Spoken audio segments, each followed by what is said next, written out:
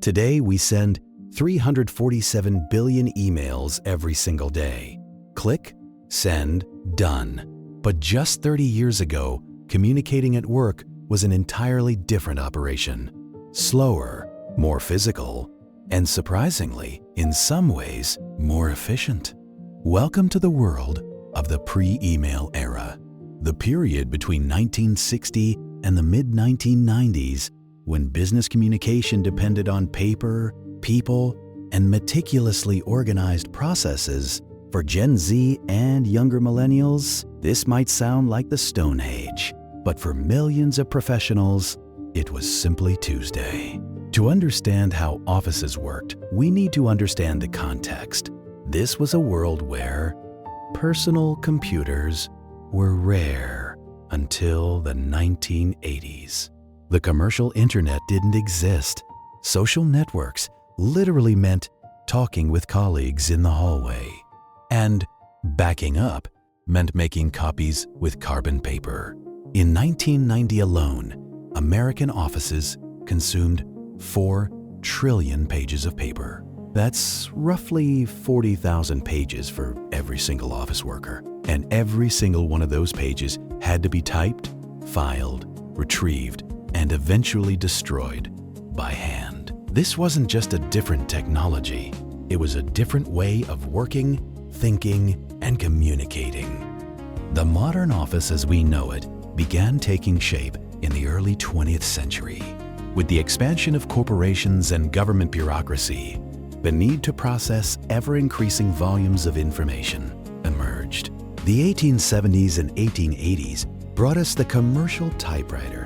For the first time, documents could be produced in a legible, standardized format. The 1890s introduced the adding machine and mechanical calculator.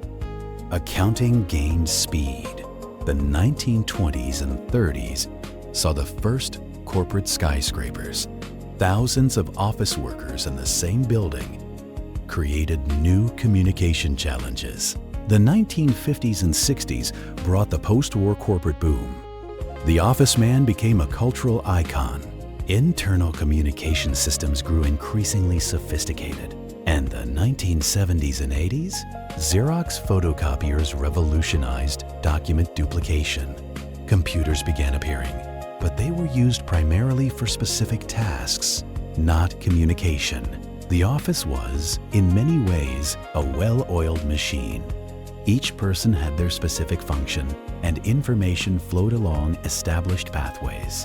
It was less chaotic than today, but also less flexible. Now, let's dive into exactly how this machine worked. The memorandum, or memo, was the email of the analog age. Short, direct, and with a standardized format that everyone instantly recognized. Every memo followed a rigid structure. TO, who it's for. From, who it's from. Date, the date. Re, the subject. CC, carbon copy for yes. The CC we use in emails comes from here. It originally meant carbon copy. But the memo was more than just a format. It was an entire culture of communication. Formal memos used company letterhead. Informal notes, called buck slips, were used for quick communication. Each department had its own paper, making identification easy. And the hierarchy was visible in everything. Who received a copy said a lot about power and influence. The order of names in the CC line had political significance. Memos from senior executives used superior quality paper. But here's the thing about memos. They carried weight.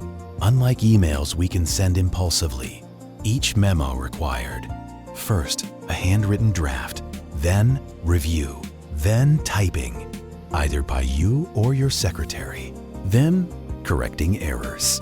And with a typewriter, that was no simple task. Then, final approval. Finally, distribution. Total time, 30 minutes to 2 hours for an important memo. As one former executive told me, I I remember spending 20 minutes writing a 3-paragraph memo. You knew it would be in the company files forever. There was no way to say, "Oops, that's not what I meant." Words mattered. There were different types of memos for different purposes. Policy memorandums announced new rules or procedures. They came from management, had a formal tone, and were filed in policy manuals. Action memorandums delegated specific tasks. They included deadlines, responsible parties, and clear expectations.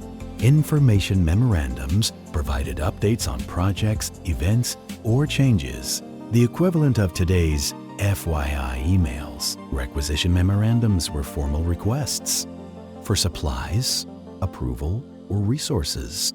And confidential memorandums? Those came in seal. Behind every efficient executive, there was almost always a highly skilled secretary. And these professionals were far more than just typists. They were information managers, gatekeepers of schedules, masters of organization, and often the people who actually made the office run. Let's be clear, executive secretaries were highly skilled professionals managing complex operations. Their responsibilities included communication management, screening all correspondence, deciding what was urgent, answering and filtering phone calls, writing standardized responses to routine inquiries, translating the notoriously bad handwriting of executives, editing and correcting documents before final versions, time and schedule management, maintaining complex physical calendars, coordinating meetings by phone, one participant at a time, providing appointment, reminders, preparing materials for meetings, managing travel, reservations, itineraries, documents, information management, maintaining filing systems, rapid document retrieval, encyclopedic knowledge of where everything was, maintaining contact lists and directories, and informal public relations. Often, the first point of contact with the company. Diplomacy in dealing with clients and partners. Managing schedule conflicts. Protecting the executive's time. As one former executive secretary explained, "People today think we were just typists, but I managed my boss's entire professional life. I knew more about his projects than anyone else. When he was in meetings, I made decisions. When he traveled, I kept everything running. It was a position of enormous responsibility and trust." In larger companies, there were entire departments dedicated to typing, the famous typing pools or steno pools. Here's how it worked. A large room with 10 to 50 typists, each with their typewriter. A system of inbox trays for assignments, prioritization, urgent, normal, routine. Supervisors distributed the work. The process went like this. An executive dictated a letter into a portable recorder or wrote it by hand. The recording or manuscript went to the pool. A typist transcribed it. A supervisor reviewed it. If there was an error, start over from scratch. The document returned for approval. Adjustments needed, start over from scratch again. The final version returned to the requester. Average time, 2 to 4 hours for a 2-page document. Now, the technology of typing evolved significantly.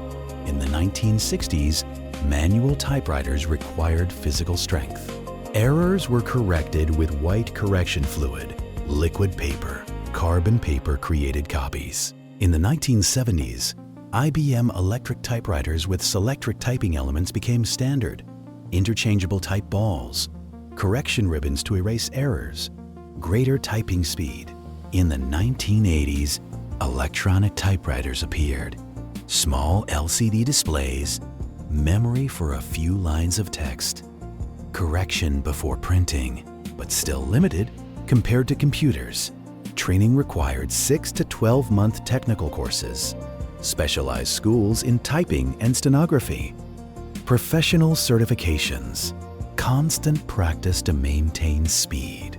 Many secretaries also knew stenography. a system of abbreviated writing that allowed transcribing speech in real time.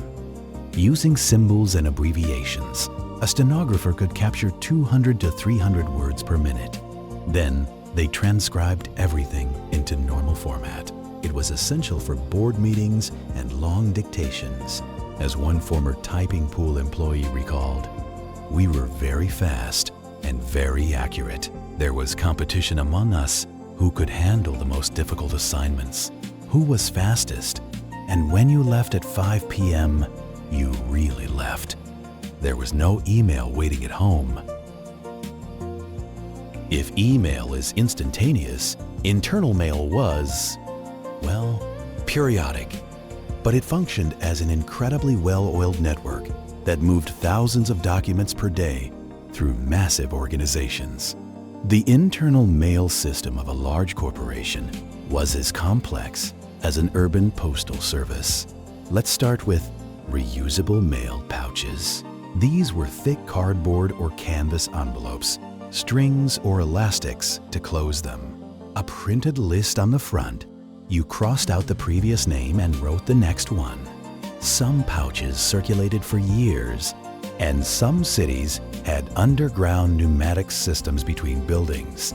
New York had one functioning until the 1950s.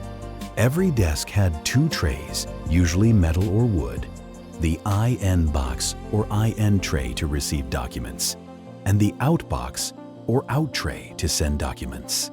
The morning ritual of arriving at the office meant hang your coat, get coffee, check the IN box, prioritize documents, start working. Your IN box might contain memos from various people, documents to review, reports to approve, phone messages on pink slips, the company's internal magazine, occasionally a personal envelope. Different levels of urgency had different protocols. Normal, regular pouch. Follows normal schedule. Could take 4 to 8 hours to arrive. Urgent, red or yellow envelope. Urgent or rush, stamp. Next mail round guaranteed. 1 to 2 hours delivery. Maximum urgency, sealed and stamped envelope. Hand delivered by dedicated messenger. Delivery in 10 to 30 minutes. Signature of receipt mandatory. Ultra urgent. Someone literally walked to the recipient's desk, waited for a response if necessary. Immediate. As one former mailroom manager explained, our team moved about 2,000 items per day in this building. Each had to arrive at the right place at the right time. It was like choreographing a ballet. And when something was really urgent, we made it happen. We had messengers who knew every shortcut in this building. On average, a medium corporate building processed 500 to 2,000 items daily. Fortune 500 companies had mailroom staffs of 15 to 50 people. Average interdepartmental delivery time was 2 to 4 hours. Lost documents in well-managed systems? About 0.5%. Annual mailroom operation cost for an average company, $100,000 to $500,000. For instant communication, there was the telephone. But even that was more complicated than it seems today. And when the fax arrived in the 1980s, it was treated as nothing less than technological magic. Until the 1980s, in many companies, you didn't dial directly. The process was, you picked up the phone, you heard the switchboard operator's voice. Switchboard. You said, "Please connect me with Mr. Johnson in the sales department." The operator physically connected the cables. Mr. Johnson's phone rang. If he wasn't there, the operator took a message. Switchboard operators were almost always women. They memorized hundreds of extensions and names. They knew where everyone was. They filtered unwanted calls. They maintained professionalism, even with rude people. They were essential to office functioning. As one former operator recalled, "I connected 200 to 300 calls per day. I knew everyone's voice. I knew who was in meetings, who was traveling, who didn't want to talk to whom. It was like being the nervous system of the company. In the 1980s and 90s, automatic extension systems, PBX, became standard. Each person had a 3 or 4-digit extension. Internal phone directories were printed and updated quarterly. External dialing required dialing 9 first. Call transfer was complicated and required training. Call waiting with hold music was a novelty. Conference calls limited to 3 or 4 people. Expensive technology. Modern features that didn't exist. No caller ID, no voicemail before the 1980s. No automatic redial, no call history, no video calls, no visual transfer, no email integration, no personalized ringtones. Without voicemail, until the mid-1980s, every message was handwritten.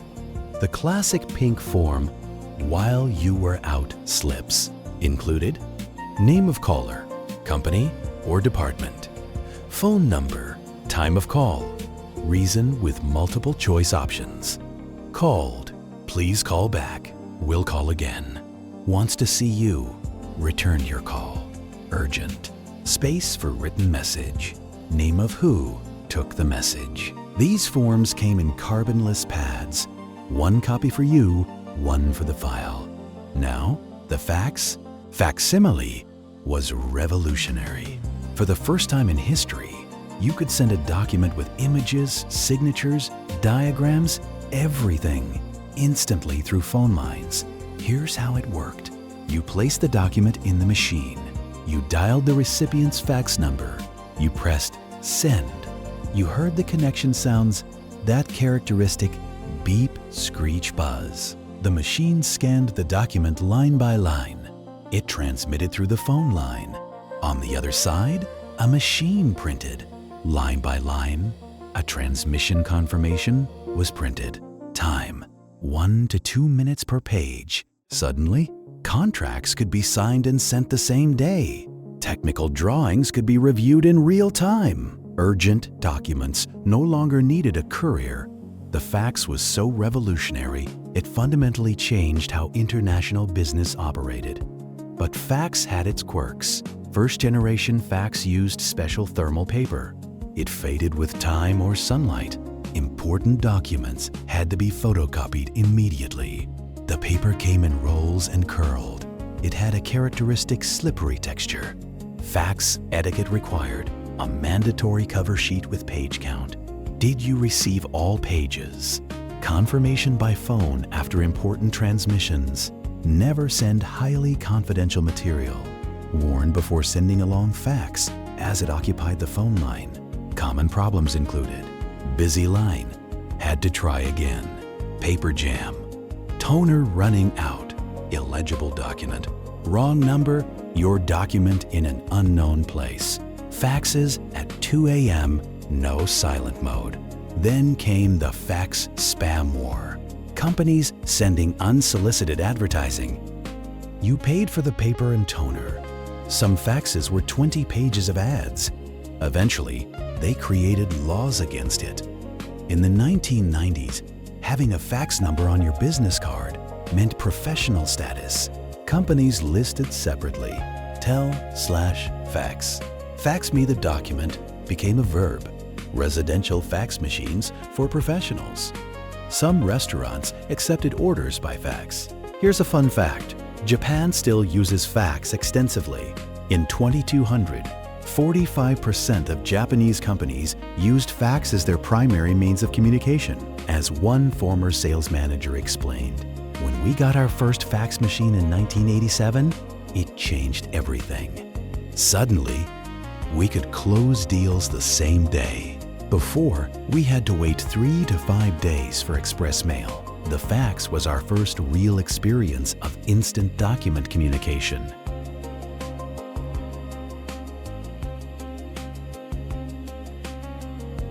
No Google search, no Control F. Finding information was an art that required meticulous organization, excellent memory, and often a dose of luck. Keeping information organized and retrievable was one of the most critical tasks of any organization. There were several classification systems. The alphabetical system was simple but problematic. Does McDonald go under M, Mac, names with JR, CNR, 38, companies starting with the? Complex alphabetization rules. The numerical system gave each file a unique number, a separate index related names to numbers. More secure for confidential information. Required constantly updated index system. The alphanumeric system was a combination, categories by letter, subcategories by number. For example, P205 equals personnel employee number 205, C1987. 145 equals contracts, year 1987, number 145. More flexible, more complex, libraries use the Dewey Decimal System, a hierarchical system of categories, allowed logical organization of knowledge. Color codes used colored folders by department, colored labels by year or status. Color codes on spines for alphabetization facilitated rapid visual identification. The tools included hanging folders with metal tabs, manila folders for subgroups within hanging folders, self-adhesive labels typed or handwritten, card catalogs, small files with reference cards, coded labels with colors and numbers, dividers to organize within drawers, stamps, filed, confidential, destroy after. The people responsible? In large corporations, this could be a department of 10 to 20 people. The hierarchy included records manager, senior archivists, junior archivists, filing staff, file messengers. As one former records manager explained, I was responsible for 50,000 documents. I knew the system so well I could locate anything in less than 5 minutes. But when someone put something in the wrong place or forgot to file it, it could take hours or days to find. It was like being a librarian, a detective, and a professional organizer all at once. The filing process had several steps. First, receiving the document, review for completeness, verify if it should be filed, determine category and code. Second, preparation, remove paper clips, they rust, punch holes if necessary, add separator sheet if bulky, apply filing date stamp. Third, indexing, create entry and main index, add cross-references if necessary, update location list. Fourth, physical filing, place in correct folder, chronological order within folder, most recent in front, verify not overcrowding the drawer. Fifth, checkout system when someone takes a file, replacement card in original location, record of who has the file, expected return date. Sixth, follow-up, reminders to return files, late fees in some companies. Lost files meant serious problems. Not everything could be kept forever. Physical space was limited and expensive. Typical retention schedules. Routine correspondence. 1 to 2 years. Financial records. 7 years. Legal requirement. Contracts 7 to 10 years after termination. Personnel records up to 7 years after departure. Legal documents. The disposal process involved annual file review, identify documents beyond retention period, obtain necessary approvals, secure destruction, industrial shredder for confidential materials, recycling for non-confidential, witnesses and destruction records. Dead storage meant documents that needed to be kept but weren't frequently consulted. Went to external warehouses, building basements, specialized storage facilities. Retrieving something from dead storage could take days. To save space, important documents were microfilmed. The process, documents photographed on special film, 24x to 48x reduction, storage in cartridges or cards. Original documents usually destroyed after verification. Advantages, 98% space reduction. Durability, over 100 years with proper storage. Inexpensive backup copies. Disadvantages? Consultation requires special reader. Not editable, quality dependent on original photography, tedious to navigate. Typical uses: old newspapers, government records, blueprints, and technical drawings. Historical documents. Some companies automatically microfound memos after 6 months. Microfiche was an evolution of microfilm.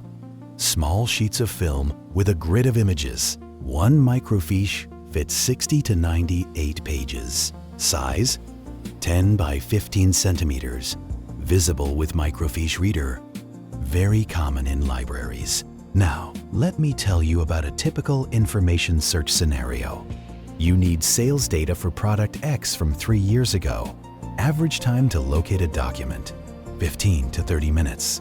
Documents permanently lost: 3 to 5% per year. Office space dedicated to files: 15 to 25%. Annual file maintenance cost for average company: $200,000 to $1. The pre-email office wasn't just technologically different, it was culturally different. The rhythm, the expectations, the human interactions, everything operated at a different frequency. As one veteran office worker explained, when you left the office, you really left. Nobody could contact you. Nobody expected you to check anything. Your time was yours. There was a real separation between work and personal life that simply doesn't exist anymore. Response time expectations were clear. For a memorandum, normal, 1 to 3 days. Urgent, same day. Super urgent, a few hours. For a phone call, immediate if you were there. Return by end of day if you were out. Next business day if missed after 4 p.m. For an external letter, 1 to 2 weeks, perfectly acceptable. Companies had entire departments processing correspondence. Compare that with today. Email, response expected in hours. Text, response expected in minutes. Slack, response expected almost instantly. The pace was slower, but expectations were clear. Face-to-face interaction was essential. Advantages: you really knew your colleagues. Deeper relationship building, trust through repeated interaction, body language and tone visible. Issues resolved quickly in informal conversations. The hallway as communication channel. Can I talk to you for a minute? Walks to someone's desk. Spontaneous conversations generated ideas. Informal networks were crucial. Who you knew mattered a lot. Communication protocol. You couldn't just ping the CEO in email. Communication followed chain of command. Message to VP went through your manager. Skipping levels was seen as disrespectful. Dress code was much more formal. Men, suit and tie mandatory. Women, suits, formal dresses. Casual Friday was revolutionary in the 19s. The formality had a purpose. It created structure and clarity about roles and responsibilities. There were fundamental differences in concentration. Pre-email, long hours of uninterrupted work. Interruptions were physical. Someone appearing. Easier to say, "I'm busy." Flow state more achievable. Complex projects had mental space. Post-email, average of 120 emails per day. Constant notifications. Context switching every 3 to 5 minutes. Difficulty maintaining deep focus. Feeling of always being on call. Studies show that pre-email workers had focus periods 3 to 4 times longer. Less stress related to communication volume, but less access to information and global collaboration. As one organizational psychologist explained, what we see in the pre-email era is a work model that allowed deeper and more strategic thinking. But it was also slower, less responsive, and could isolate workers from critical information. It wasn't paradise. It was just different. And then, gradually, everything changed. Not overnight, but over a decade, email fundamentally transformed how we worked. Here's a brief history. 1971, Ray Tomlinson sends the first network email. 1970s, used only in universities and research. 1980s, proprietary systems in large corporations. 1990 to 1991, commercial internet begins. 1993-1995, Netscape Internet Explorer. Explosive growth, 1996 to 1997, Hotmail, Yahoo Mail, free email. 2000s, universal email. 2004, Gmail launched. Corporate adoption milestones, 1985 to 1990. Early adopters, large tech corporations, proprietary systems, not compatible with each other. Primarily, internal communication, resistant employees, 1990-95. Expansion, medium-sized companies adopt. Commercial internet makes external communication possible. Coexistence with old systems. Transition generation, 1995 to 2000. The tipping point. Email becomes standard. Fax begins to decline. Physical memos rare. Younger generations know no other way. 2000 onward, total dominance. Email expected everywhere. Older generations forced to adapt. Old systems dismantled. A new era. Initial reactions were mixed. As one worker from the transition era recalled, when email arrived at our office in 1994, half the people refused to use it. They said, "I don't need a computer. I have a secretary." But within 2 years, everyone was using it. It was too fast, too convenient to ignore. Arguments against email? Yes, they existed, included too impersonal. I prefer talking to people. Less secure, paper can be locked up. Requires learning computers. Barrier for older generations. Loses the human touch. No body language. Will increase communication volume. They were right about that. Arguments in favor? Instantaneous. Copies to multiple people easily. Automatic search and filing. Working from home possible. Global communication at no cost. Attachments replace physical mail. The resistance evaporated quickly. The advantages were too obvious. What disappeared? Technologies extinct or drastically reduced. Typewriters retired. Carbon paper obsolete. Internal mail 90% reduced. Fax 95% reduced except in Japan. Telex extinct. Physical memos rare. File rooms reduced to 25%. Typists, profession almost extinct. Switchboard operators, automated systems. Message forms disappeared. Typing pools closed. Internal messengers, few remaining. Transformed professions. Secretaries became administrative assistants with a different role. Archivists became digital information managers. Mailroom managers became facilities managers. Telex operators extinct. Human cost. Hundreds of thousands of jobs disappeared or transformed radically. So, was it better before or worse? It wasn't better or worse. It was different. Before email, communication was slower, but more deliberate. Messages took hours or days, which reduced volume and forced people to think before sending. Focus was deeper. Work stayed at the office, and boundaries between work and personal life were clear. With email, communication became instant and global. Information is searchable in seconds. Collaboration crosses borders, and costs dropped dramatically. But volume exploded, interruptions became constant, reflection decreased, and work followed people everywhere. We gained speed, reach, and efficiency. We lost focus, calm, and clear boundaries. As one expert put it, communication technology made us able to do more, faster, but often with more stress and less deep thinking. So, what can we learn from the pre-email era? Speed doesn't always mean wisdom.